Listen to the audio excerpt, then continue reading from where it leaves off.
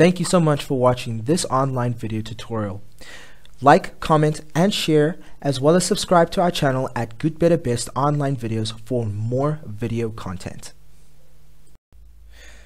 Greetings, grade 9s, good evening.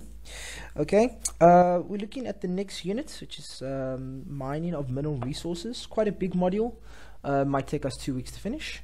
Okay, at the moment it's the end of October basically, so the end of no, not by the end of November, but possibly by the second week of November we would have finished our term 4 tutoring. So that means we'll be able to go through some revision and prep for term 4 exams. Alright, which is pretty cool. Okay, but for this unit, let's just look at what exactly we're going to have a look at. Okay, the first thing that we're going to have a look at is wrong color. It's called the topic extracting ores. Alright, extracting ores. Alright, and we're going to have a look at a bunch of different things in this topic. The first thing that we're going to have a look at, number 1, I'll jot them down here, is valuable minerals. Let's just put the whole word in there. Minerals and ores. Next thing we're going to have a look at is basically the same minerals. Alright, we're going to have a look at them used in natural form.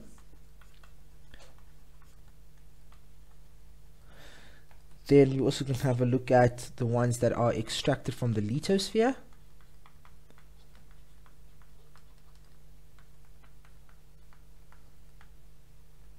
Alright, and then we're also going to have a look at the ores removed by mining.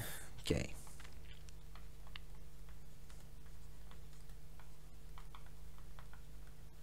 Then we're going to have a look at another topic. Okay, so we'll jot further up here. We're going to have a look at refining minerals. So we're also doing green.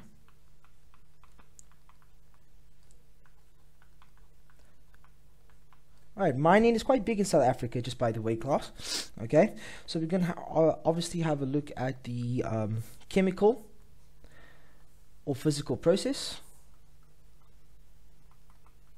Okay, chemical, physical process. Okay, then we're going to have a look at the process to produce steel. Okay. Let's just keep it in white. It's a little bit easier than changing from white to green all the time. And then we can. But is all of this got to do with refining minerals? Yep. Is it all under the subsection. This one. This side, yes. Yeah. Chemicals and chemical or physical process, yes, of refining those minerals. Okay. Then we're going to have a look at the more modern process of producing steel. Okay, which we know that steel is not in itself made up of one metal. It's made up of a combination of metals. Let's look at different types of steel. Okay, and then we're going to have a look at iron and copper extraction. Okay, and this is just something that I summarized because we're going to have a look at the knowledge of iron and copper extraction. Okay, it's thousands of years old, possibly one of the oldest minerals that are or that have been extracted or mined or refined in the world. All right, and then of course we're going to have a look at the one that I'm mostly excited to get to. All right, mining in South Africa. Okay, as you said, mining in South Africa is quite large, it's quite big. Okay, it does obviously allow for hundreds of jobs to people, but of course we're going to have a look at the large scale mining. We're going to have a look at it on a large scale, and then we're also going to have a look at the impact. Okay, but what impact are we going to be closely looking at? Looking at how mining on South Africa has an impact on the environment. Okay, the environment, our country's land. Okay, our country's people who work there. What impact does it have in all those spheres? Okay, so as you can see, quite a big module, right? Quite a lot of information. Okay, but we're going to go through it a little step by step, starting over here at extracting ores. Okay. So that's the map. This is the journey we're going to go on for maybe the next 2.5 weeks. So let's go. Okay, so let's start with that first point there, extracting ores. And let's see if we can find out any information that's going to be valuable for us here, especially that we can use for our term 4 exam prep. Okay. Now, I know in previous units we did learn about chemical reactions. Alright, I did teach chemical reactions earlier on in the year. Okay, and most chemical reactions involved metals. Alright, most chemicals reactions involved a few metals. Okay, and you might just have to go back onto our YouTube channel to go watch some of those processes and those reactions that we did. Okay, now where do all metals come from? This is something that's quite intuitive by now. It must come from the Earth's crust. Okay, and is usually found as compounds, and usually they are found together as compounds with non-metals. Some metals such as gold are found as elements. Okay, so that's a new point there. Gold is found as an element. It's found as an element as it is an element on our periodic table. Okay, now people extract these valuable metals from the lithosphere in the Earth's crust. Okay, so we can add that as a little point here to guide us to our next point, that it's extracted from the lithosphere. Okay, and we all know that the lithosphere is obviously found on the Earth's crust. Okay, now some compounds of metals such as sodium chloride. Now sodium chloride is also known as table salt. This is salt we put on our food. Okay, table salt. Okay, and calcium carbonate, they are fairly common. All right, compounds of other metals we know. All right, metals that we know off by heart.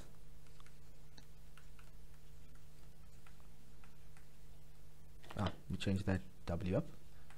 We know we have copper metal. You know, copper is a metal. Copper coins, copper wire. We just did that with electricity. Zinc. All right. Tin, which sometimes I think is referred to as can. We've got tin, and as well as lead. All right. Now, when metal compounds, they are found in large amounts of rocks. All right, so they found infused that all make up this big rock in something, right?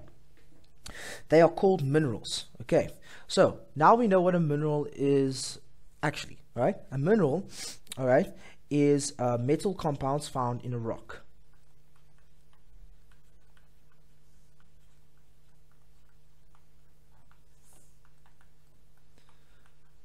All right, metal compounds found in rocks, they are known as minerals. Rocks that contain a high concentration of these minerals are called ores. Okay, new definition. All right, so if we've got a rock with a high concentration of minerals, which are metal compounds found in rocks, okay, they're known as ores. The ores are removed from the Earth's crust, and how they're removed? They are removed by mining. So we can add that, removed from Earth's crust by mining. Okay, and let's have a look at of some of the example of ores that are mined in South Africa. All right, we'll just read off. So copper, iron, lead, as well as titanium, uranium, and zinc, they are all mined in South Africa, and they have a whole bunch of other names as well. Okay, tell you what we'll do. We'll think of a good way to get these names out. Okay, we'll just give example of one. Titanium is the name of the metal, but the name of the ore is rutile. The name of the mineral is titanium oxide. All right, so those are three different names, all right, for the same thing essentially, because they come in three different forms. So the metal that's extracted from the oil is titanium, but that ore is of course a rutile, and the name of the mineral, which is the rock that contains the metal compound, is called titanium oxide. All right, so that's pretty interesting. This is all pretty interesting things. Okay. Okay, some minerals, all right, such as diamonds, they can be used in their natural form. In other words, they don't need to be refined or anything, straight from the Earth's crust out.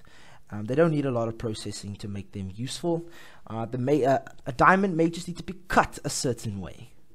All right, and I knew a maths tutor of mine back in the day who worked for that type of company. Worked for that type of company, where he would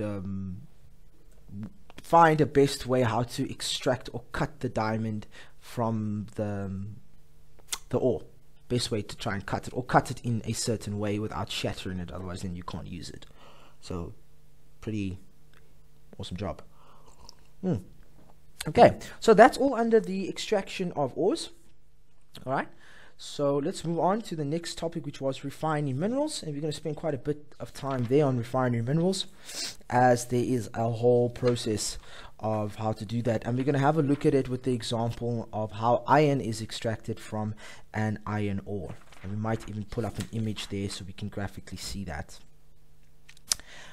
All right, so we mentioned that diamonds does not need to be refined. All right, some other minerals include sand, all right, as well as potash.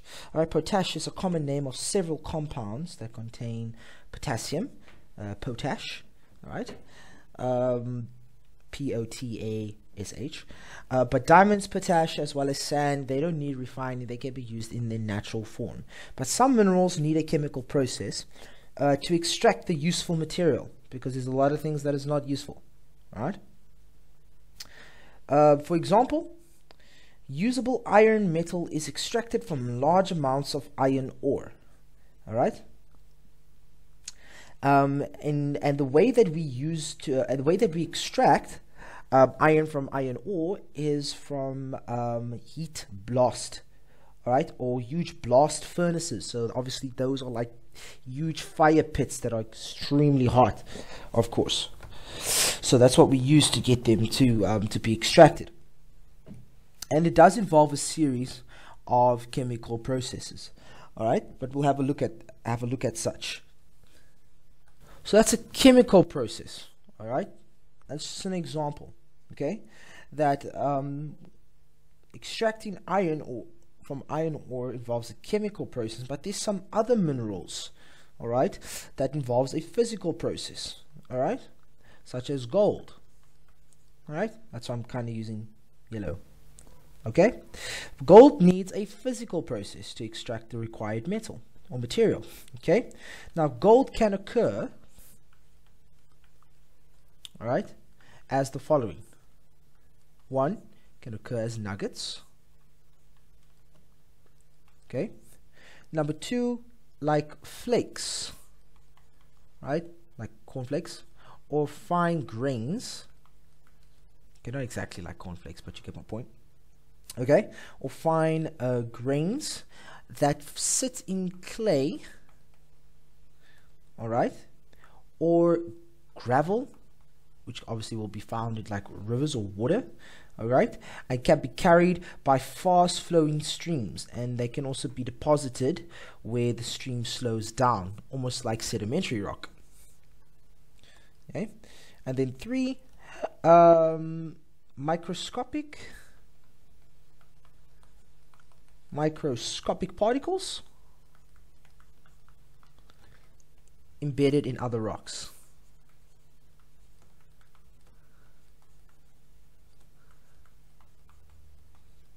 All right, can also be found in other rocks as well. Now, the nuggets or fine grains, if you look at 1 or 2 here, the nuggets or fine grains or flakes of gold can be extracted by physical process, such as hand sorting, all right, or sieving, all right, or sieving, whichever one you want to call it. Okay.